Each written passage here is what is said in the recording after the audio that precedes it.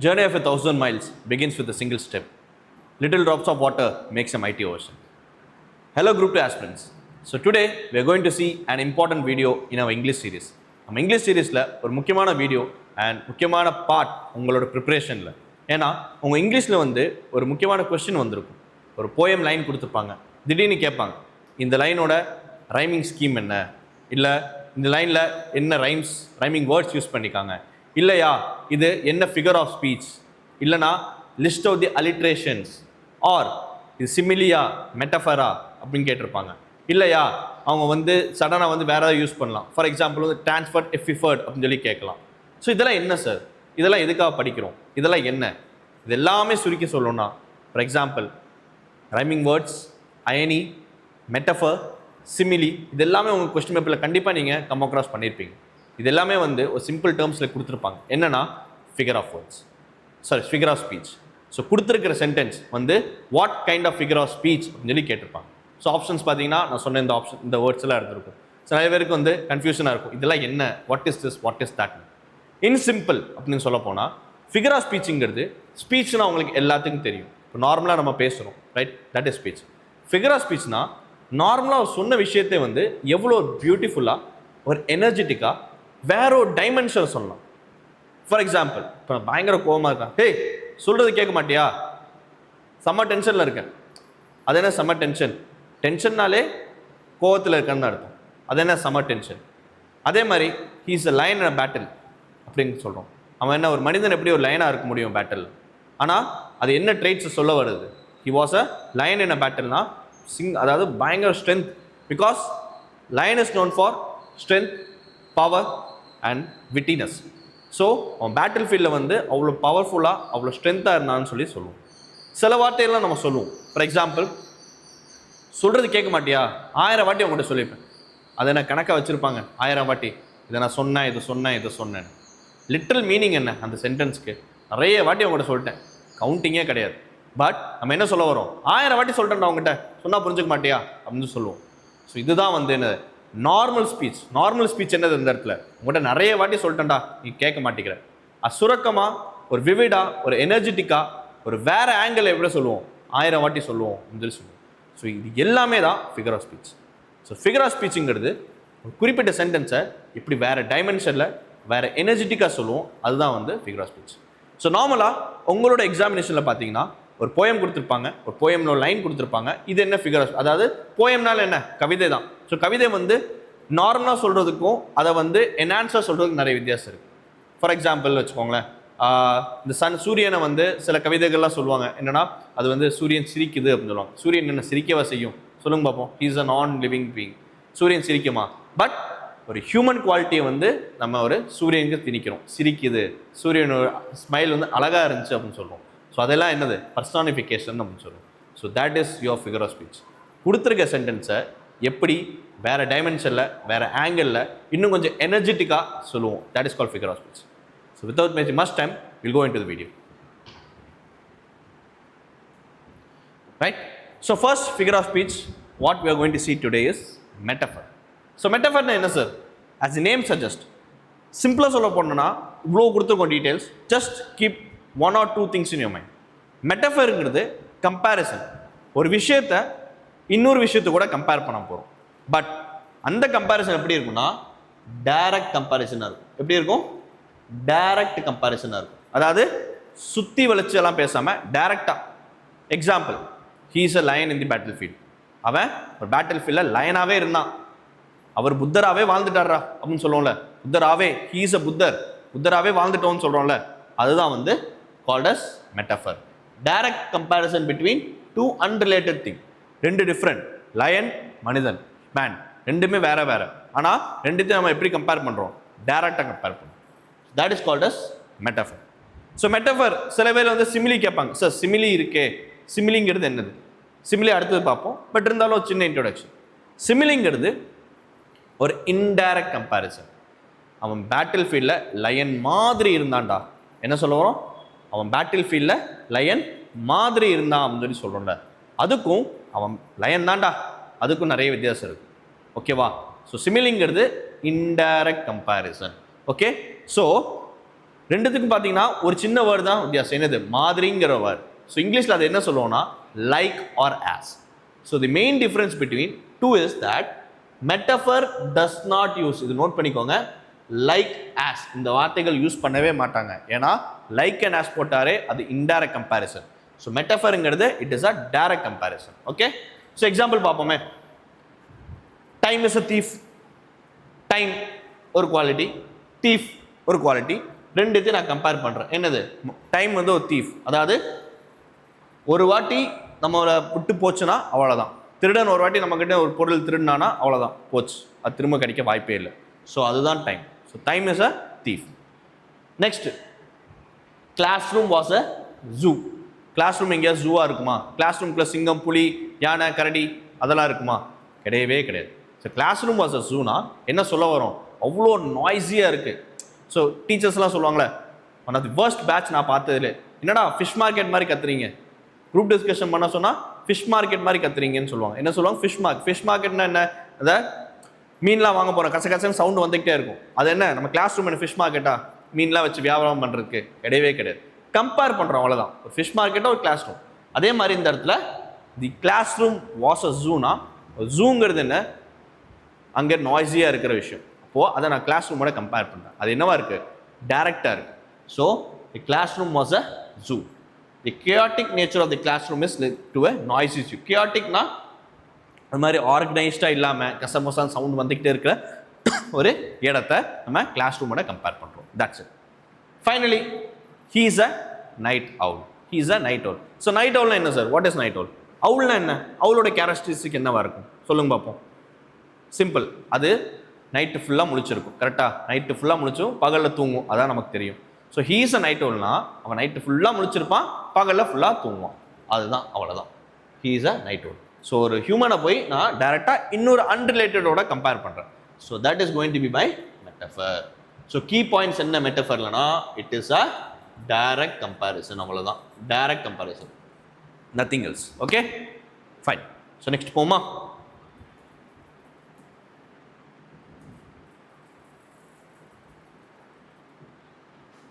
சிமிலி இப்போ தான் பேசணும். So metaphor, simile. ஸோ சிமிலின்னா என்ன சார்? அதுவும் கம்பேரிசன் தான் பிட்வீன் டூ திங்ஸ். பட் அவன் லயன்ரா, அவன் லயன் மாதிரிடா, ரெண்டுத்துக்கு வித்தியாசம் சொன்ன மாதிரி இது என்னன்னா it is a indirect comparison. சுற்றி வளைச்சு பேசுறது, சிம்பிளாக சொல்ல போனால் indirect comparison. It is compares two different things using like or as. ரொம்ப ரொம்ப முக்கியமான விஷயம், like or as. Example, she ran like the wind. விண்டுனா என்ன? காற்று, பயங்கர காற்று. அப்போது அது என்ன ஸ்பீடில் போகும்? 70 to 80 km/h ஸ்பீடில் போயிட்டு இருக்கும். she ran like a spinனா அது என்ன? 80 km ஸ்பீடில் ஓடி இருப்பாங்களா? கண்டிப்பாக கிடையாது. ஆனால் என்ன கம்பேர் பண்ணுறோம், அந்த ஸ்பீட், அந்த வேகத்தில் ஓடினாங்கடா, கண்டிப்பாக 80 km ஸ்பீடில் ஓடி இருக்க மாட்டாங்க. பட் அந்த ஒரு ஃபேக்டரை மட்டும் கம்பேர் பண்ண, என்னது பயங்கரமாக ஸ்பீடாக ஓடினாங்கடா, புயல் மாதிரி ஓடினாடா. சிம்பிளாக சொல்ல போனால் என்ன சொல்கிறோம்? புயல் மாதிரி ஓடினாடா அப்படின்னு சொல்லுவான். ஆனால் புயல் மாதிரி தான் ஓடினான். அவள் புயல்ரா, பேட்டில் ஃபீல்ட்னு வந்தாலே அவள் தான்டா விஸ்வனா ஆண்டு அப்படின்னு சொல்கிறோம்ல. So it is a direct வந்து மெட்டஃபரு, இன்டைரக்ட் வந்து மாதிரி வந்தாலே என்னது? It is called simile. Example இன்னொன்று, his anger was as explosive as a volcano. யாராவது ஆங்கர் வந்து எரிமலை மாதிரி வெடிக்குமா? எரிமலையை வச்சு கம்பேர் பண்ணுறாங்க. எரிமலைங்கிறது என்னது? பயங்கரமாக வெடிச்சு ஒரு பயங்கர டிசாஸ்டர் சிச்சுவேஷன் கிரியேட் பண்ணும். ஸோ ஒருத்தரோட கோவத்தை வந்து நான் வல்கனோட கம்பேர் பண்ணுறேன் இன்டைரக்டாக. ஹிஸ் ஆங்கர் வாஸ் ஆஸ், இந்த கீவேர்ட்ஸ். ஸோ சிமிலியை பொறுத்த வரைக்கும் கீவேர்ட்ஸ் வந்து உங்களுக்கு ரொம்ப ரொம்ப முக்கியம். அடுத்தது தேர்ட் எக்ஸாம்பிள் பாருங்க. தி பேபிஸ் சீக்ஸ் வர் சாஃப்ட் லைக் காட்டன். சீக்ஸ்னா என்ன? கன்னம். இந்த கன்னத்தை வந்து லைக் காட்டன். காட்டன் பார்த்துறீங்க, பஞ்சு பார்த்துருக்கீங்களா எவ்வளோ சாஃப்டாக இருக்கும். ஸோ பேபியோட கன்னம் வந்து அந்த சாஃப்ட்னஸ், அதாவது அந்த காட்டனோட சாஃப்ட்னஸ் மாதிரி இருந்துச்சுன்னு சொல்லி அதை நம்ம கம்பேர் பண்ணுறோம். Okay, so hope you understand. Metaphor பார்த்துட்டோம், சிமிலி பார்த்துட்டோம். ஸோ உங்களுக்கு புரியும்னு நினைக்கிறேன். நெக்ஸ்ட் ஒன்று டைரக்ட் கம்பேரிசன், இன்னொன்று இன்டைரக்ட் கம்பேரிசன்.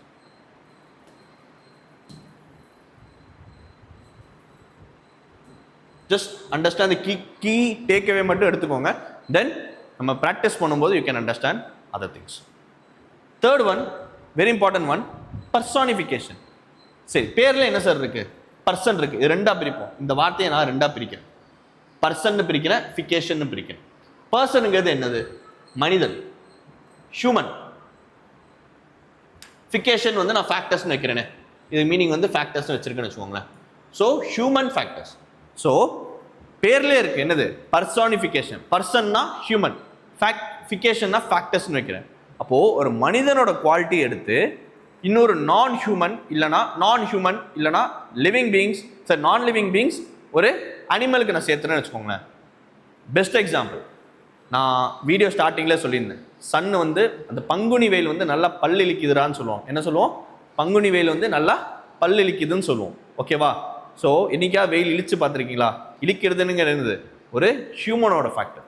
ஸோ ஒரு ஹியூமனோட ஃபேக்டர் தூக்கி நான் ஒரு நான் லிவிங் பீங், நல்லா புரிஞ்சுக்கோங்க, நான் லிவிங் பீங், சாரி நான் ஹியூமன், நான் லிவிங் பீங் கிடையாது, நான் ஹியூமன் ஃபேக்டர்ஸில் சேர்க்குறேன். இந்த நான் ஹியூமனுங்கிறது இதெல்லாம் வரும். Animal, non living things like chair, table, அது எல்லாமே வரும். ஓகே, ஃபார் எக்ஸாம்பிள் பங்குனி வெயில் சொல்லியிருந்தேன் நான். ஓகேவா? அண்ட் விண்ட் விஸ்பர்டுன்னு சொல்லுவாங்க. அதாவது நல்ல ஒரு ஈவினிங் டீ குடிக்கிற இடத்துல நம்ம உட்காந்து வச்சுக்கோங்க, இந்த மலையிலலாம் உட்காரும்போது காற்று அப்படியே மெதுவாக போகும். அப்போது நம்ம சொல்லுவோம் அந்த காற்று வந்து என் காதில் அப்படியே உரசிட்டு போச்சுரா. எங்கேயாவது உரசுமா? ஹியூமன்ஸாக உரசிட்டு போவாங்க. அதாவது அப்படியே விசில் அடிச்சுட்டு போச்சுரான்னு சொல்லுவாங்க. விசில் யார் அடிப்பாங்க? ஹியூமன்ஸ் தான் அடிப்பாங்க. Okay, so that is called as personification. Okay, so personification சிம்பிளாக சொல்லிட்டேன், human traits to non human things. Human ட்ரெயிட்ஸை வந்து யார் கொடுக்கும்? ட்ரெயிட்ஸுங்கிறது ஒன்றும் இல்லைப்பா, கேரக்டர்ஸ். இங்கிலீஷில் வந்து ட்ரெயிட்ஸுங்கிறது கேரக்டர்ஸ். ஓகே, எதனால கொடுக்குறோம்? எதுக்கு சார் கொடுக்குறோம்னா அந்த சிச்சுவேஷன் விவிட் ஆக்குறது, மோர் விவிட். விவிட்னா என்ன? Producing more powerful feeling. இப்போ விண்டு காற்று அடிச்சதுக்கும் காற்று வந்து லைக் நான் சொன்ன மாதிரி விசில் அடிச்சு போச்சுடா, இல்லைனா வந்து நல்லா ஒரு மென்மையாக உரசிட்டு போச்சு அப்படின்னு சொல்றதுக்கும் நிறைய வித்தியாசம் இருக்கு. லைக் இன்னும் கொஞ்சம் பவர்ஃபுல்லான மீனிங் தரும் அந்த கிவன் சென்டென்ஸ். அதுதான் figure of speech. Okay, good. Example பார்ப்போமே. Super. The wind whispered through the ears. Sorry, through the trees. இந்த காற்று வந்து அப்படியே ட்ரீஸை உரசி விஸ்பர்ட் பண்ணி. விஸ்பர்னா நம்ம ஹியூமன் ரைட்ஸ் என்ன விஸ்பர்னு என்ன சொல்லுவோம்? குசு குசுன்னு பேசணும் சொல்லுவோம்ல, லைக் மெதுவாக பேசுறது, மெதுவாக லைக் கம்மிங் அப்படின்னு சொல்லி ஸ்லோவாக அப்படியே காற்று மட்டுமே வெளியே வரும்ல. ஸோ அதுதான் வந்து whisper. The wind whispered through the trees. Next, flowers danced in the breeze. The flowers danced in the breeze. டான்ஸுங்கிறது என்னது? It is a factor of human. Humans தான் வந்து டான்ஸ் பண்ணுவாங்க. இப்போ ஃப்ளவர் டான்ஸ்னா காற்று அடிக்கும் போது ஃப்ளவர் வந்து இப்படி ஷேக் ஆகும்ல. So flower shake with the wind, அதான் வந்து நார்மல் சென்டென்ஸ். அதாவது ஃப்ளவர் வந்து it shake when the wind passed by. அந்த விண்ட் பாஸ் ஆகும்போது ஃப்ளவர் வந்து ஷேக் ஆச்சு, இதான் நார்மல் சென்டென்ஸ். ஆனால் ஃபிகர் ஆஃப் ஸ்பீச் யூஸ் பண்ணி அந்த சென்டென்ஸ் இன்னும் கொஞ்சம் பவர்ஃபுல்லாக, இன்னும் கொஞ்சம் மீனிங்ஃபுல்லாக, இல்லைனா வந்து ஒரு எனர்ஜெட்டிக்காக மாத்திரக்கு என்ன சொல்கிறோம்? தி ஃப்ளவர்ஸ் டான்ஸ்ட் இன் தி ப்ரீஸ். ப்ரீஸுங்கிறது ஜென்டில் விண்டுன்னு சொல்லுவோம். ஓகேவா? ஸோ டான்ஸுங்கிறது நம்ம கேட்கும் போது இன்னும் சூப்பரா, நல்லா இருக்கே, இனிமையாக இருக்கே, அதாவது ஒரு பொயட்டிக்காக இருக்கே, ஒரு கவிதையாக இருக்கே, இது கரெக்டாக, அதுதான் வந்து personification. Finally the sun smile down upon us. Sun என்னைக்கா ஸ்மைல் பண்ணுமா? நெவர். அந்த ஃபேக்டர், ஹியூமன் ஃபேக்டர் போய் அங்கே நம்ம வச்சிருக்கோம். Okay, this is called as personification. Any doubt? Okay,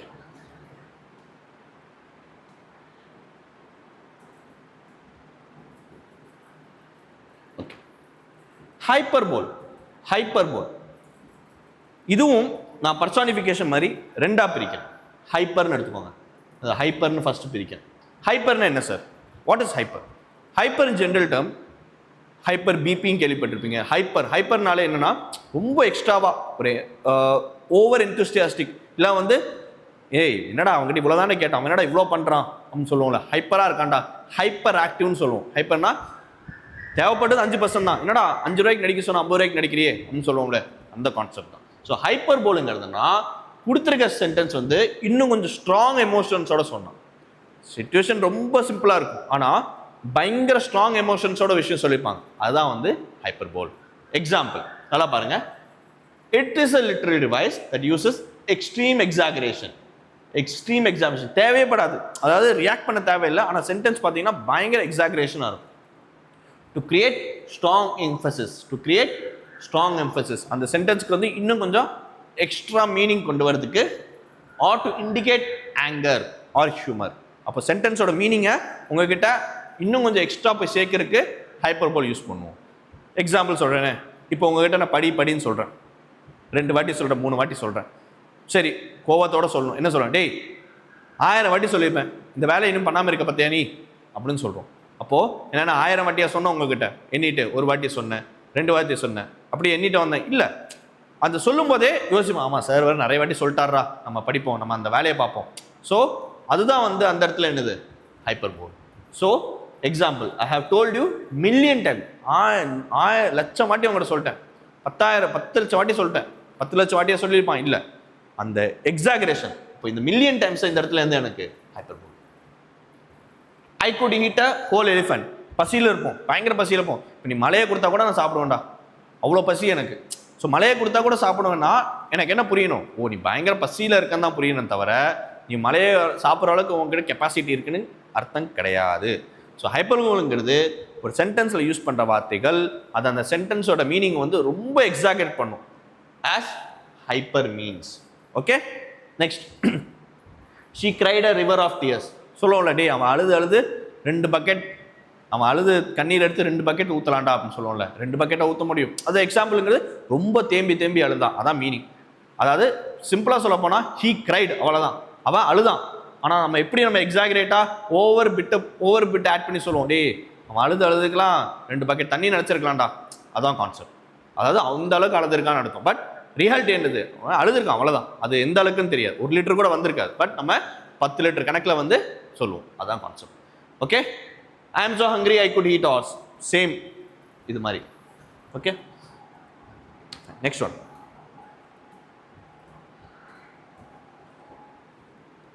irony. Very interesting, very interesting part இது. ஓகே, இது என்னன்னா சிம்பிளாக சொல்ல போனால் நோட்ஸ் இவ்வளோ இருக்குது, will keep it very simple. ஐரனிங்கிறது என்னன்னா சொல்கிறது ஒன்று, நடக்கிறது ஒன்று. திரும்ப சொல்கிறேன், ஒரு சென்டென்ஸில் ஒரு சிச்சுவேஷன் இருக்கும், நம்ம எக்ஸ்பெக்ட் பண்ணது வேறையாக இருக்கும், நடந்தது வேறையாக இருக்கும். எக்ஸாம்பிள் பாருங்களேன், seeing a heavy rain outside, பயங்கரமான ரெயின். ஆனால் ஒருத்தர் சொல்கிறான், what a lovely weather for a picnic. பயங்கரமாக வெயில் அடிக்குது, சரி பயங்கரமாக மழை பெய்யுது. ஆனால் என்ன சொல்கிறோம், ஏய் என்னடா செம வெதர்ரா, வாடா போய் பிக்னிக் பண்ணுவோம், வெளியே போய் லஞ்ச் சாப்பிடுவோம், பிரியாணி சமைப்போம், ஓப்பன் ஏரியாவில் நடக்குமா, மழை பெய்யுது, biryani. So it is not a lovely whether it's. So contrasting situation, when reality contrast with expectation. Reality என்னது, ஹெவி ரெயின். எக்ஸ்பெக்டேஷன் என்னது, வாடா பிக்னிக் பண்ணலாம். Second, after failing an examination, exam fail ஆனதுக்கப்புறம் ஒருத்தன் சொல்கிறான், வெல் தட் வென் கிரேட், சூப்பராக போச்சுரா இன்னைக்கு நாள். எப்படிரா எக்ஸாம் ஃபெயில் ஆகிட்ட, 0 மார்க் வாங்கியிருக்க, ஆனால் நீ என்ன சொல்கிற, சூப்பராக போச்சுரா. So it is an irony. So ஐரனினா உங்களுக்கு ஒரு சென்டென்ஸ் இருக்கும், you will have a sentence, remember please, you will have a sentence, you have 2 situations இருக்கும், ரெண்டுமே கான்ட்ராஸ்டாக இருக்கும். நடக்கிறது ஒன்று, பட் எக்ஸ்பெக்ட் பண்ணது வேறையாக இருக்கும். Okay, a traffic policeman receives a speeding ticket. ஒரு traffic policeman இருப்பான், ஸ்பீடிங் டிக்கெட், அதாவது டிராஃபிக் போலீஸ்மேனுக்கே சலான் அடிச்ச அப்படி இருக்கும். அவன் ரூல்ஸை ஃபாலோ பண்ணியிருக்க மாட்டான், எக்ஸ்பெக்ட் பண்ணுவது ஒன்று, நடந்தது. இன்னும் கொஞ்சம் சிம்பிளாக சொல்ல போனோம்னா ஐரனியில் மொத்தம் 3 இருக்குது, வேர்பல், சிச்சுவேஷனல், ட்ராமேட்டிக்.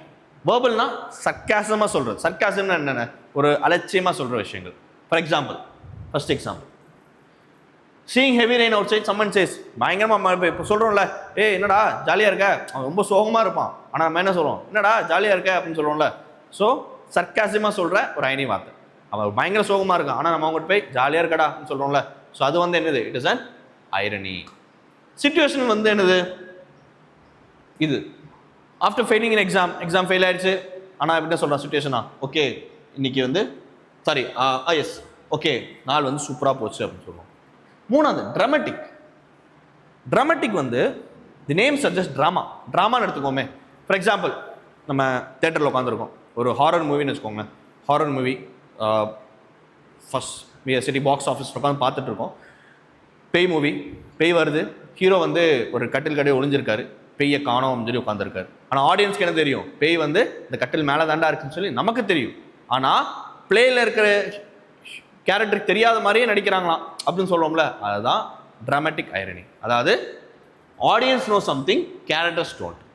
நமக்கு தெரியும், பார்க்குற நமக்கு தெரியுது, டேய் நீ பச்சையா போய் சொல்றடா, ஆனால் உனக்கு தெரியலையா, அந்த மாதிரி ஒரு கான்செப்ட் தான். ரைட், உன் ஃப்ரெண்ட் ஒருத்தர் இருக்காண்டா, அவன் என்னடா அவன் உனக்கு இது பண்ணிட்டு இருக்காண்டா, அவன் இப்படி இருக்காண்டா அப்படின்னு சொல்லி ஆடியன்ஸை நமக்கு தெரியும், ஆனால் உனக்கு தெரியலையா அப்படின்னு சொன்னால் அது வந்து ஐரணி. இது மேக்ஸிமம் வந்து இந்த ஃபார் எக்ஸாம்பிள் லைக் இந்த ஷோஸ் மூவிஸில் தான் நடக்கும். இப்போ ரோமியோ ஜூலியட் ஒரு எக்ஸாம்பிள் பார்ப்போமே. ரோமியோ ஜூலியட் ஒரு காதல் கவிதை, காதல் கதை. இல்லை ஜூலியட் பார்த்தீங்கன்னா ஸ்லீப்பிங் போர்ஷனை குடிச்சிட்டு இறந்த மாதிரி நடிப்பாங்க. ஆனால் ரோமியோ வந்து அது என்ன நினைப்பாரு, உண்மையிலே வந்து அது நடந்திருக்கு அப்படின்னு சொல்லி என்ன பண்ணுவார் அவர், அவங்க உண்மையுமே வந்து விஷம் குடிச்சிட்டாங்க அப்படின்னு சொல்லி என்ன பண்ணுவாங்க, அவரும் வந்து விஷம் குடிச்சு இறந்துடுவார். ஆனால் ஆடியன்ஸுக்கு தெரியும், டே அவங்க வந்து விஷத்தை குடிக்கலடா, ஸ்லீப்பிங் போர்ஷன் தான் குடிச்சிருக்காங்கன்னு சொல்லி அவங்க இருக்கும். அதான் வந்து it is called as dramatic irony. Any doubt? Right. So irony பொறுத்த வரைக்கும் 3 விஷயம். ஒரு சென்டென்ஸில் சிச்சுவேஷன் வந்து எக்ஸ்பெக்ட் பண்ணது ஒன்று, நடந்தது ஒன்று. ஸோ அதுதான் வந்து it's called as irony. Any doubt? Okay.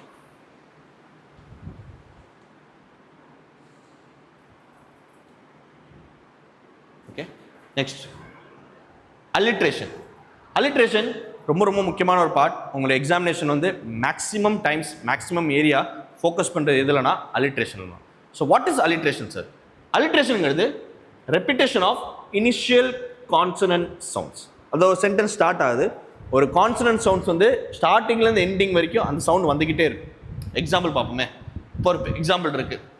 Peter Piper picked a peck of pickled peppers. Peter Piper picked a peck of pickled peppers. Peter Piper picked pickled peppers. So the consonant soundங்கிறது consonant sound என்ன சொல்லுவோம் இங்கிலீஷ்ல? A E I O U. இத தவிர வர words, word sound, அதுதான் வந்து என்ன சொல்லுவோம், கான்சனன்ட்ஸ் சொல்லுவோம். ஓகே, ஸோ கான்சனன்ட் சவுண்ட்ஸ்ல வர வார்த்தைகள் தான் என்ன சொல்லுவோம், alliteration. Okay, Sally sells seashells by the seashore. Sally sells seashell by the seashore. Yes. So ஒரு சென்டென்ஸ் கான்சனன்ட்ஸ்லோட ஆரம்பிக்குது, அது அப்படியே கண்டினியூ ஆகுது. Busy buzzing bees, b sound. Okay, so repetition of initial consonant sounds. Very easy, ரொம்ப ஈஸியான முக்கியமான பாட்டு. Okay, next one.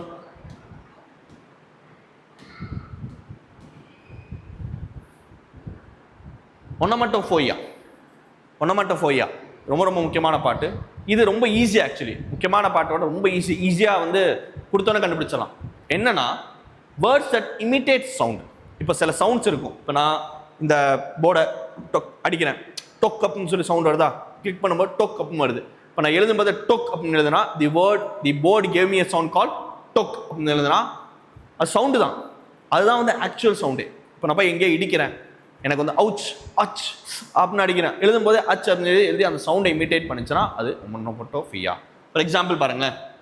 It brings life to description by mimicking real life sounds. Example பார்த்தா புரியும். The bee buzzed around the flowers. The bees buzzed around the flowers. இதோட meaning என்ன? Bees buzzed around the flowers meaning என்ன? அதாவது அந்த piece தேனீக்கள் இருக்குல்ல, தேனீக்கள் வந்து கனியை சுத்தும்போது என்ன சவுண்டு வரும், அப்படின்னு சொல்லி ஒரு பஸ் சவுண்டு தான் வரும். அப்போது எழுதும்போது நம்ம பஸ்ஸுன்னு எழுதும்போது அந்த சவுண்ட் அப்படியே வருதா? ஸோ அதுதான் அந்த பஸ்ஸுங்கிறது என்னது, onomatopoeia. Okay, second, the water splashed as she jumped in. The water splashed as she jumped in. The water ஸ்பிளாஷ்னா இப்போ கல்லை தூக்கி தண்ணியில் போடுறோம், தண்ணி வெளியே கொட்டும்போது எப்படி ஸ்பிளாஷ் ஒரு சவுண்டு வரும், அப்படியே தெரிக்கிற சவுண்டு வரும், அதான் வந்து என்னது, ஸ்பிளாஷ்ட்.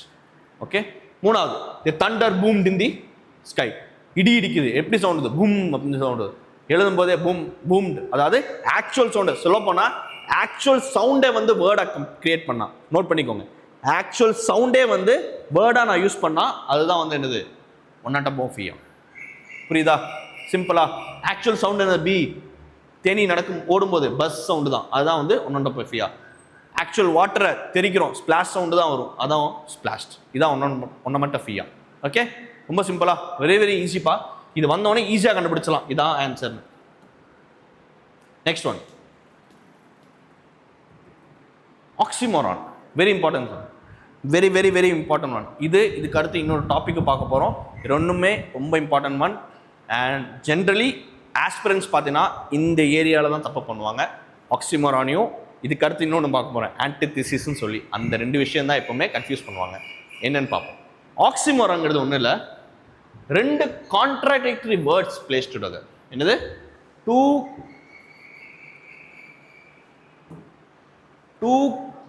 contradictory words. Two contradictory words placed together. அதாவது contradictory என்னென்ன? ஒன்று பாசிட்டிவ், ஒன்று நெகட்டிவ். நல்லா பாருங்க, சிச்சுவேஷன்ஸ் கிடையாது. சிச்சுவேஷன்ஸ் வந்து அது வந்து ஐரணி. இது வந்து என்னது? Contradictory words. அதாவது பாசிட்டிவ் நெகட்டிவ் வேர்ட்ஸை ஒன்னா சேர்ந்து வச்சா. Example, better sweet memories. Bitter sweet memories. அது எப்படி? மெமரி வந்து ஒன்று பிட்டராகவும் இருக்கும், நல்லாவும் இருக்கும், அதே மாதிரி கசப்பாகவும் இருக்கும். அது என்னது? Oxymoron. The deafening silence fill the room. Deafening silence fill the room. Deafening silence, silence deafening ரெண்டுமே opposite. The comedian gave a serious funny performance. Seriously funny performance. அது எப்படி? காமெடி வந்து சீரியஸாகவும் இருக்க முடியும், ஃபன்னியாகவும் இருக்க முடியும். இப்போ இது என்னது? ஆக்சிமோரான்.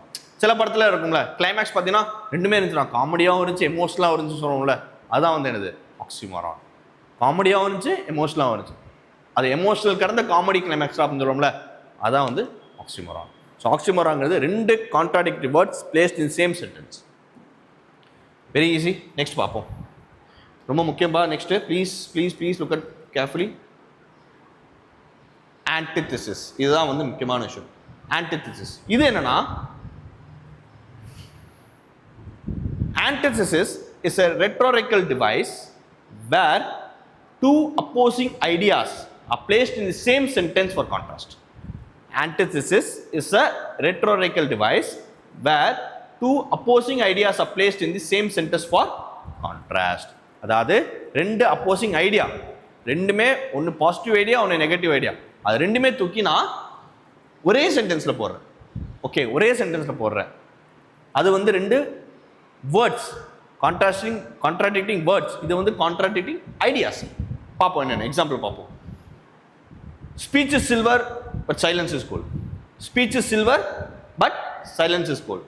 ஸ்பீச் வந்து சில்வருங்கிறேன், சைலன்ஸ் வந்து கோல்டுங்கிறேன். ஸ்பீச் சில்வர் ரெண்டுமே ஆப்போசிட்டான விஷயங்கள். United we stand, divided we fall. United we stand, divided we fall. ஒன்றா நிற்கிறோம், பிரிஞ்சு போனால் விழுகிறோம். அதான். So united, divided. Easy come, easy go. So இது ரெண்டுத்துக்கு என்ன சார் வித்தியாசம்? ஆக்சிமோரான் பார்த்தோம், ஆன்டிதிசிஸ் பார்த்தோம். ரெண்டுத்துக்கு என்ன வித்தியாசம்னு நினைக்கிறீங்க? ரெண்டுமே வந்து almost contradicting words place together தான் இன் அ சிங்கிள் சென்டென்ஸ். பட் அதுக்கும் இதுக்கு என்ன வித்தியாசம்னா, ஆக்சிமோரான் ரெண்டு வார்த்தைகள் ஒன்றா வரும். ஆன்டிதிசிஸ் வந்து எனக்கு ஃபர்ஸ்ட் ஒரு சிச்சுவேஷன் வந்துடும், அதுக்கப்புறம் இன்னொரு சிச்சுவேஷன் வந்துடும். It is connected by a conjunction. ஈஸியாக கண்டுபிடிக்கணும்னா அண்டு, பட்டு, கமா இவங்க எல்லாத்தையும் சேர்ந்து வந்து இது அட்டாச் ஆயிருக்கும். Example, speech is silver but silence is gold. This கமாலால பிரிக்கப்பட்டிருக்கு. Easy come, easy go. United we stand, divided by போ. பட் பாருங்க, it is connected by conjunction. So ரெண்டு ஆன்டிதிசிஸ் பொறுத்த வரைக்கும் ரெண்டு கான்செப்ட் இருக்கும். ஃபார் எக்ஸாம்பிள், இன்னொரு சென்டென்ஸ் இருக்கு, எடுத்துக்கோங்களேன். The situation may leak out to victory and failure, victory and defeat. And இதுவே வந்து victory, failure, success, failure part of லைஃப்னா அது என்னது? Oxymoron. Success and failure part of லைஃப்னா என்னது? ஆன்டிதிசிஸ். அவ்வளோதான். Okay,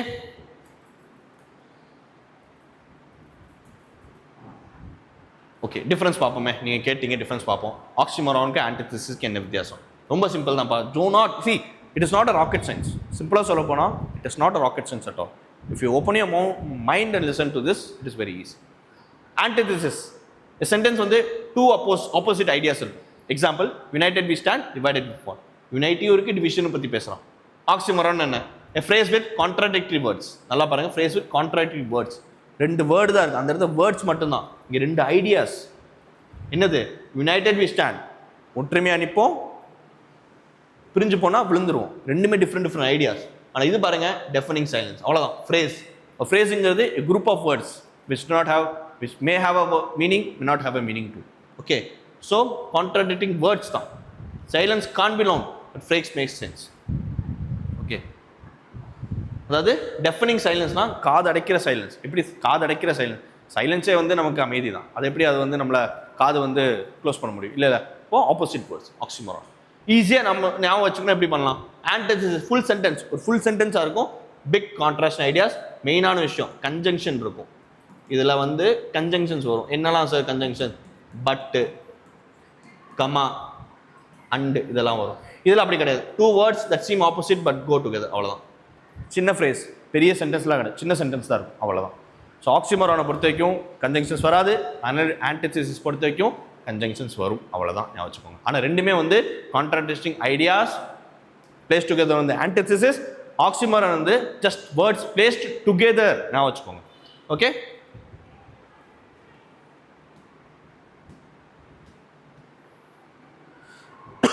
very easy. Next one, rhetorical questions.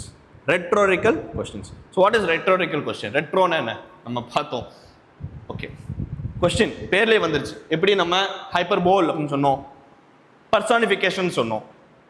Rhetorical question name itself suggest question. So கொஸ்டின்லேயே question இருக்கு. இப்போ என்ன, இந்த கொடுத்துருக்க சென்டென்ஸை வந்து நான் எந்த மாதிரி என்ஹான்ஸ் பண்ணணும்னா ஒரு கொஸ்டினாக கன்வெர்ட் பண்ண, அவ்வளோதான். கொடுத்துருக்க சென்டென்ஸ் வந்து நான் எந்த மாதிரி என்ஹான்ஸ் பண்ணணும்னா ஒரு இருக்கிற கொஸ்டினை கொஸ்டின் மாதிரி, ஐ மீன் இருக்கிற சென்டென்ஸை வந்து சிம்பிளாக சொல்ல போனால் ஃபிகர் ஆஃப் ஸ்பீச் எதுக்குப்பா யூஸ் பண்ணுவோம்? கொடுத்துருக்க சென்டென்ஸை இன்னும் கொஞ்சம் வேறு ஆங்கிள் எப்படி சொல்லலாம், இன்னும் கொஞ்சம் எனர்ஜியை எப்படி சொல்லலாம், இன்னும் கொஞ்சம் விவிடாக எப்படி சொல்லலாம், அதான் பேசிக் மீனிங். கரெக்டாக? இப்போ ரெட்டோரிக்கல் கொஸ்டின் என்ன, கேட்ட கேள்வியை இன்னும் கொஞ்சம் எக்ஸ்ட்ரா எமோஷன் சேர்த்து எப்படி கேட்கலாம், அவ்வளோதான். கேட்குற கேள்வியை ஏய் சாப்பிட்டியாடா அப்படிங்கும் கொஞ்சம் எக்ஸ்ட்ரா எமோஷன்ஸ் கிடைக்கிற, ஏய் நீ சாப்பிட்டே இல்லையாடா, ஏய் அந்த ஏன்னு சொல்லி இழுத்து சாப்பிட்டே இல்லையான்னு சொல்லி கேட்கும்போது ஏதோ கோமா இருக்காண்டா, சாப்பிடலாம் வா, அதுதான். ஸோ எக்ஸாம்பிள் பாருங்க. இதோட கேரக்டரிஸ்டிக்ஸ் என்னன்னா, does not require an answer. Question தான், நான் கேட்குற கேள்வி டேய் தெரியா இல்லையாடா கேட்குறோம்ல, அப்போது எனக்கு தெரிய வருது என்ன, அந்த கொஸ்டின் வந்து ரொம்ப ரொம்ப இம்பார்ட்டன்ட் சொல்லி புரிய வருது. என்கரேஜஸ் திங்கிங், யோசிக்க வைக்கும். ஆட்ஸ் எம்ஃபசிஸ், அதாவது அந்த சென்டென்ஸுக்கு வந்து மீனிங் கொஞ்சம் இன்னும் கொஞ்சம் ஆட் பண்ணும். எக்ஸாம்பிள் பார்த்தா புரியும் உங்களுக்கு, வாங்க பார்ப்போம். ரெட்டோரிக்கல் கொஸ்டின் பாருங்க. Isn't it obvious? என்ன சொல்றீங்க? Use to emphasize something that should be clear. Isn't it obvious? பச்சையா தெரியலையா, கிளியரா இல்லையா உனக்கு இங்கே நடந்திருக்க ஒரு விஷயம் சொல்கிறோம்ல, டேய் நல்லா பாடுறா அப்படின்னு சொல்கிறதுக்கு டேய் பச்சையா தெரியலையாடா உனக்கு வித்தியாசம் இருக்குது. ஒரு விஷயம் நீங்கள் பண்ணியிருக்கீங்க, டேய் நல்லா பாடுறா அப்படின்னு சொல்கிறதுக்கும் டேய் பச்சையா தெரியலையாடா உனக்கு, அந்த வார்த்தைகள் இன்னும் கொஞ்சம் என்ஹான்ஸாக அந்த இடத்துல நீ யோசிப்ப, பதில் சொல்ல மாட்டேன், ஆமாம் தெரியலடான்னு சொல்ல மாட்டேன், ஆமாம் இல்லை அப்படின்னு சொல்லி யோசிப்பேன். So that is rhetorical question. Next, who doesn't want success? Can we really ignore this problem? நீ சில விஷயம் பண்ணுவோம் வேணான்னு உண்மையில விட்டுலாம் மாட்டாத சொல்லுவோம்ல, can we really ignore this problem? Do you think money grows on trees? அப்பா கிட்ட போய் கேஷ் கேட்டே இருக்கும். அவர் கேட்பா, டேய் மரம் என்னடா, ஐ மீன் பணம் என்னடா மரத்துலேயே காய்க்குது, பணம் என்னடா மரத்துலேயே காய்க்குது. கொஸ்டின் அதாவது பணம் எங்கிட்ட இல்லைன்னு சொல்கிறதுக்கும் இல்லைனா வந்து பணம் எங்கடா இருக்குன்னு கேட்குறதுக்கும் பணம் எங்கே மரத்துலேயே காய்க்குதுன்னா லைக் இட் கிவ்ஸ் அன் அந்த நார்மலாக கேட்க வேண்டிய கேள்வியை வந்து எனக்கு கொஞ்சம் என்ஹான்ஸ்ட் பர்சனாக போய் கேட்கும். Okay, any doubt?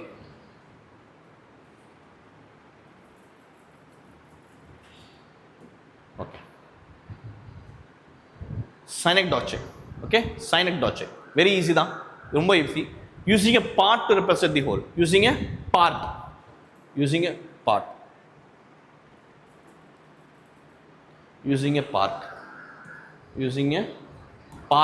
ஒரு சின்ன பார்ட்டை வச்சு ஒரு மொத்த இதையும் ஹோலாக வந்து இண்டிகேட் பண்ணுறதுன்னு வச்சுக்கோங்களேன். எக்ஸாம்பிள் பார்த்தா புரியும். ஸோ சினெகேட் வந்து எதுக்கு யூஸ் பண்ணுவோம்னா பிரிவிட்டின்னு என்னன்னா ஒரு பெரிய விஷயத்தை வந்து சின்னதாக ரெப்ரசென்ட் பண்ணுறது, ஒரு பெரிய விஷயத்தை வந்து சுருக்கமாக சின்னதாக சொல்கிறது, ஷார்ட்டாக சொல்கிறது, சொல்லப்போனால் ஷார்ட் ஃபார்மில் சொல்கிறதுக்கு.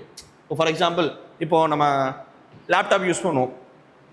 லேப்டாப் யூஸ் பண்ணுறது போது ஒரு விஷயம் காப்பி பண்ணணும்னு என்ன பண்ணுவோம், Ctrl+C அமுத்துவோம், அது ஷார்ட்கட். இல்லைனா என்ன பண்ணணும், ரைட் கிளிக் பண்ணி காப்பின்னு இருக்கும், செலக்ட் பண்ணி ரைட் கிளிக் பண்ணி காப்பின்னு இருக்கும், பெரிய ப்ராசஸ். டக்குன்னு என்ன பண்ணுவோம், Ctrl+C இல்லையா?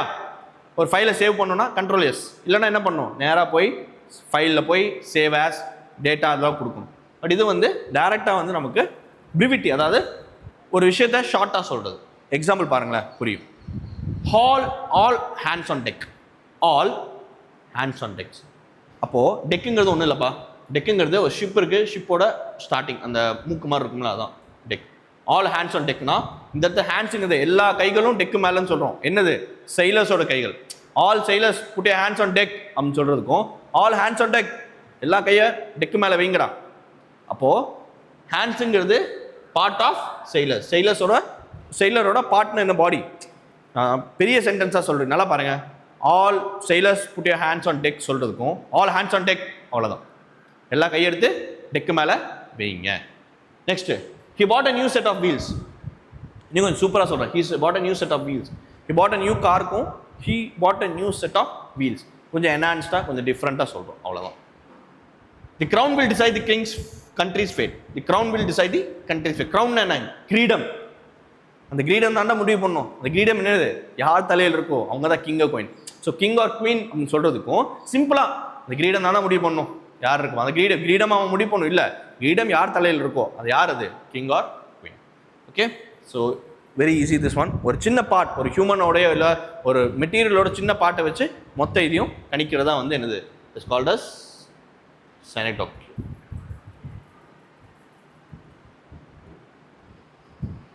Okay, euphemism. Euphemism very easy pa. Euphemism very easy to understand. Please remember, please listen first. Euphemism ங்கிறது a polite way of expressing something unpleasant. நல்லா கவனிங்க, something unpleasant.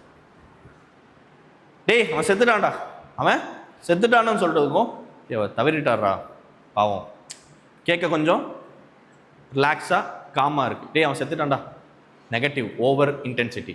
டே அவங்க இஸ் நோ மோர்ரா, பாஸ்ட் அவே, இல்லைனா வந்து மறைந்துட்டாரா அப்படின்னு சொல்லுவோம்ல. So that is called as euphemism. He passed away yesterday, died, he died எஸ்டர்டேக்கும் டைடுங்கிறது இன்னும் நெகட்டிவ் இம்பாக்ட் ஜாஸ்தியாக இருக்கும். பாஸ்ட் அவேங்கிறது கொஞ்சம் ரிலாக்ஸ் பண்ணும். She is between jobs right now, அப்படின்னா என்ன, இன்ஸ்டெட் ஆஃப் அன்எம்ப்ளாய்டுக்கு பதிலாக சொல்கிற விஷயங்கள் தான் she is between jobs right now. For example, வேலை தேடிட்டு இருக்கான்டான்னு சொல்கிறதுக்கும் நிறைய இன்டர்வியூ போயிருக்காண்டா, கிளியர் பண்ணியிருக்கான், வெயிட்டிங் மெரிட் லிஸ்ட்டாக வெயிட் பண்ணுறான், இல்லை வந்து ரெஸ்யூம் வந்து ஷார்ட் லிஸ்ட் ஆகிட்டு இருக்கு, ஸோ நல்லா பண்ணுவான்டா அப்படின்னு நிறைய வித்தியாசம் இருக்குது. வேலை வெட்டியே இல்லாமல் இருக்கவங்களுக்கும் நிறைய ரெஸ்யூம்ஸ் போட்டிருக்கான், வேலை தேடிட்டு இருக்கான், கிடைக்கும். இந்த மாதிரி ஒரு நெகட்டிவ் சிச்சுவேஷனே ஒரு பாசிட்டிவ் எப்படி சொல்லலாம், அதான் வந்து என்னது euphemism. Third, the company is downsizing. Very easy, the company is downsizing. டவுன் சைசிங்னா என்ன, எம்ப்ளாயிஸ் எல்லாத்தையும் ஃபயர் பண்ணுறாங்க, அதை ரிமூவ் பண்ணிட்டு இருக்காங்க, டவுன் சைசிங். ஓகே, ஸோ அதை ரிமூவ் பண்ணுறான்னு சொல்கிறதுக்கும் டவுன் சைசிங்னா இவ்வளோ பெரிய ஆர்கனைசேஷன் சுருக்க ஆகிட்டு இருக்கு, அவ்வளோ சிம்பிள். அதாவது நெகட்டிவ் சென்டென்ஸ் தான், நல்லா புரிஞ்சுக்கோங்க, நெகட்டிவ் தான். அந்த நெகட்டிவை எவ்வளோ ஷார்ட் அண்ட் ஸ்வீட்டாக சொல்லலாம், ஷார்ட் அண்ட் ஈஸியாக சொல்லலாம், ரொம்ப நெகட்டிவ் இம்பேக்ட் இல்லாமல் சொல்லலாம், அதுதான் வந்து யூஃபமிசம்.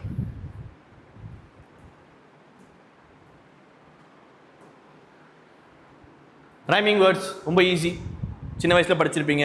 Play, wind, bind, play, stay, try, try, அதாவது rhyming words. Rhyming words are words that sound similar at the end.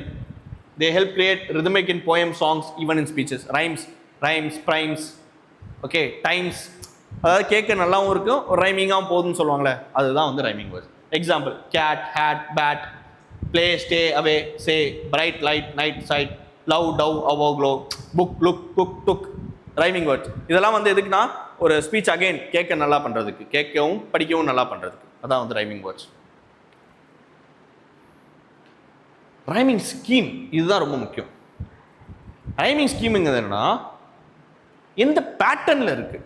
Okay, நீங்கள் ரைம் சொல்லிட்டீங்க சார், படித்தோம், டைம், சரி, ப்ளே, ஸ்லே, ஓகே, இல்லை வந்து ப்ரைம், ட்ரைம், ட்ரிம் சொல்லி படித்தோம், ரைமிங்காக இருக்குது சார். ஆனால் எந்த பேட்டர்னில் இருக்குது, எந்த ரைமிங்க்கு எல்லாத்துக்கும் ஒரு பேட்டர்ன் தானப்பா, everything has a pattern. So இது என்ன பேட்டர்னில் இருக்குது, அதான் வந்து என்னது ரைமிங் ஸ்கீம்.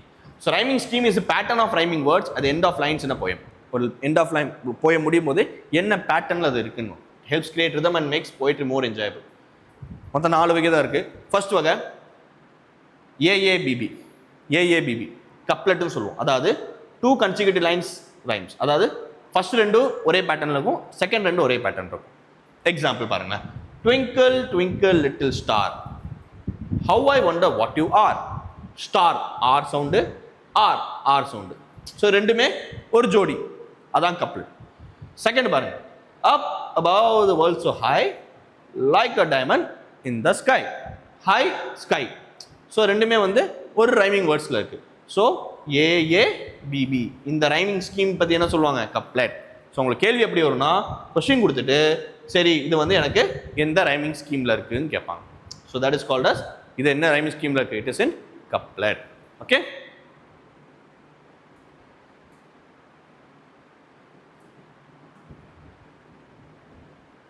செகண்ட் பாருங்களேன். இன்னொன்று வந்து ஏபிஏபி.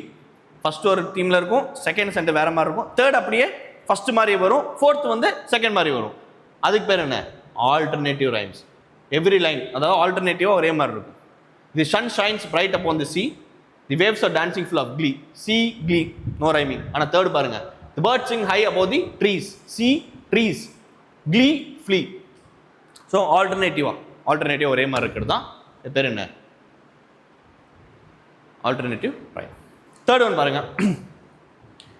ABBA, enclosed rhyme. அதாவது ஃபர்ஸ்ட் அண்ட் லாஸ்ட் ஒரே மாதிரி, செகண்ட் அண்ட் தேர்ட் ஒரே மாதிரி.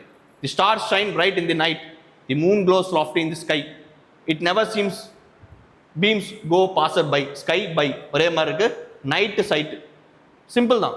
இப்போ ஏபிபிபி. ஸோ கொஸ்டின் வந்து கொடுத்துட்டு இது என்ன ரைமிங் ஸ்கீம் அப்படின்னு கேட்பாங்க. இருக்கிறதே 4 தான். இருக்கிறதே 4 தான். ஒன்று கப்லெட்டு, இன்னொன்று ஆல்டர்னேட்டிவ், மூணாவது என்க்ளோஸ்டு, நாலாவது ஒன்று இருக்கு. அதை பார்த்தா 4 இந்த 4 வச்சு நீங்கள் கம்பேர் பண்ணி பாருங்க, ஆன்சர் கிடைக்கும். நாலாவது லிம்ரிக்னு சொல்லுவோம். லிம்ரிக் மீனிங் என்ன? ஏஏபிபிஏ. ஏஏபிபிஏ 5 லைன் கொடுத்துருப்பாங்க. 5 லைன் கொடுத்தாலே மேக்ஸிமம் இதுதான் சொல்லி ஃபர்ஸ்ட் ட்ரையல் எண்ணத்தை போட்டு பார்த்துருக்கோம். ஃபர்ஸ்ட் 2 ஒரே மாதிரி, லாஸ்ட் 2 ஒரே மாதிரி, கடைசியாக வருது வந்து ஃபர்ஸ்டோட லிங்காக இருக்கு. There once was a cat from the farm who loved to sleep safe from all the harm.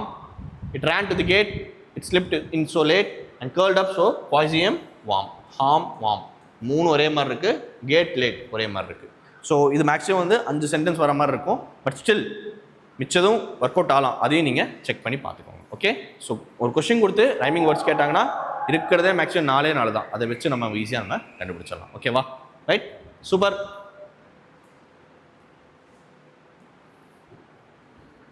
அனாஃபோரா very very important. இது வந்து கண்டிப்பாக 1 or 2 கொஸ்டின்ஸ் வந்து உங்களுக்கு குரூப் 2ல கண்டிப்பாக கேட்பாங்க. ஸோ அனாஃபோராங்கிறது என்னன்னா, this figure of speech creates emphasis by repeating a word or phrase at the beginning of successive clause or sentences. ரொம்பலாம் இல்லை, சிம்பிள் தான். அதாவது எக்ஸாம்பிளோட எக்ஸ்பிளைன் பண்ணுறேன். 2 சென்டென்ஸ் கொடுத்துப்பாங்க. ஸோ இங்கிலீஷில் பொறுத்த வரைக்கும் 2 சென்டென்ஸ் கொடுத்தா ஒன்று இதை கிளாஸ்ன்னு சொல்லுவோம், இல்லைனா சென்டென்ஸ் சொல்லுவோம். ஓகேவா? 2 சென்டென்ஸ், இப்போ 2 சென்டென்ஸ் வச்சுக்கோ, 2 சென்டென்ஸாக கொடுத்துருப்பாங்க. இதில் ஸ்டார்டிங் பார்ட் ஈக்குவலாக இருந்துச்சுன்னா அது பேர் அனாஃபோரா. அவ்வளோதான். இதுவும் இதோட ஸ்டார்டிங் ஒரே மாதிரி இருந்துச்சுன்னா அது ஏதாவது ஒன்று கூட இருக்கலாம். ஃபார் எக்ஸாம்பிள் இட்ஸ் பார்ட்னு போட்டிருக்கேன், இதில் இட்ஸ் மைன்னு கூட போடலாம். ஆனால் இது 2 இட்ஸ் சேம் தானே, அதுவும் அனாஃபோரா தான். ஸோ 2 சென்டென்ஸ் கொடுத்துட்டு இதில் வந்து என்ன ஃபிகர் ஆஃப் ஸ்பீச் யூஸ் பண்ணிக்கான்னு கேட்டால் மேக்ஸிமம் வந்து என்ன அனாஃபோராவாக தான் இருக்கும் மேக்ஸிமம். ஓகேவா? அதே மாதிரி and all I ask is a merry yarn and quiet sleep and a sweet dream. இது வந்து it is taken from your poem called Sea Fever. Sea Feverலேருந்து எடுத்திருக்கோம். ஓகே. அண்ட் ஸோ மேக்ஸிமம் அனாஃபோரா எதை வச்சு டெஸ்ட் பண்ண முடியும்னா 2 சென்டென்ஸ் இல்லைனா 2 class கொடுத்துருப்பாங்க, அதை வச்சு மட்டும்தான் கண்டுபிடிக்க முடியும். Please remember. Okay.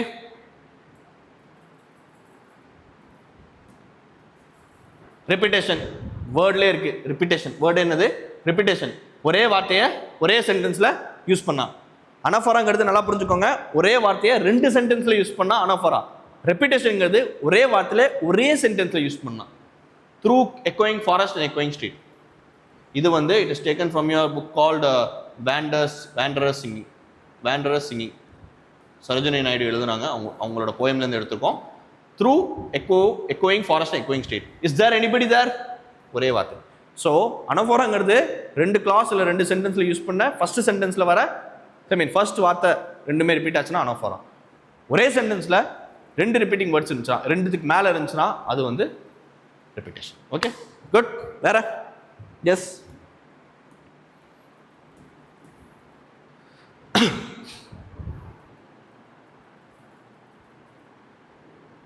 Okay, next வந்து imagery. Next is your imagery. Imagery uses descriptive language to create vivid pictures in the reader's mind, appealing to sensory experiences, sight, sound, smell, taste and touch. ஒன்றும் இல்லை, imagery வேர்ட்லேயே இருக்குது. Imagery meaning என்னன்னா imagine இருப்போம். Will keep it imagine ஞாபகம் வச்சுக்கிறேன். இப்போது என்ன சொல்ல வராங்கன்னா இமேஜினரியில் சில சுச்சுவேஷன்ஸ் வந்து சொல்லும் போதே பயங்கரமாக சொல்லும். ஃபார் எக்ஸாம்பிள், ஃபயர் எரிஞ்சிருக்கும், டேய் காட்டு தீடா அப்படின்னு சொல்லுவோம். காட்டு தீ மாதிரி எரிஞ்சுதுரா, ஒரு பில்டிங் எரிஞ்சது, காட்டு தீ மாதிரி எரிஞ்சது என்ன அர்த்தம்? பயங்கரமான வந்து ஃபயராக இருந்திருக்கு அந்த இடத்துல அப்படின்னு சொல்லி சொல்லுவோம். கரெக்டாக, பயங்கர ஃபயர் அப்படின்னு சொல்லி சொல்லுவோம் நம்ம. Okay, so it enhances story telling and emotional depth. Example, the crimson sun sank behind the endless sea, painting the sky in shades of fire. அதாவது ஒரு சிச்சுவேஷன் சொல்லும் போதே, இமேஜினை பொறுத்த வரைக்கும் சிம்பிள்ப்பா, ஒரு சிச்சுவேஷன் சொல்லும் போதே இமேஜின் வந்து வேற மாதிரி போகும். For example, the crisp sun sank behind the endless sea, painting the sky in shades of fire.